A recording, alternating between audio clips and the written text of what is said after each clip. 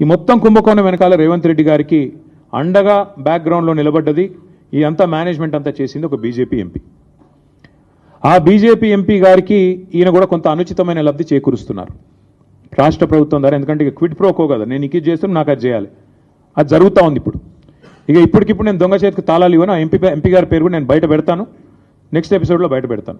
ఎందుకంటే దీని వెనకాల ఉన్నది మొత్తం, దీని వెనకాల నడుపుతున్నది ఆ బ్రోకర్ను తెచ్చింది, ఆ బ్రోకర్ను రాష్ట్ర ప్రభుత్వానికి అటాచ్ చేసింది, ఆ బ్రోకర్ని అల్టిమేట్గా ఈ రకంగా ఆర్బీఐ ఐసిఐసిఐ బ్యాంకు నిబంధనలు పాటించకుండా ఆగమేఘాల మీద 10,000 కోట్ల రూపాయలు అన్నిటిని వయలేట్ చేస్తూ తెచ్చింది కూడా ఆ ఎంపీ గారి సారథ్యంలోని ఆ బ్రోకర్.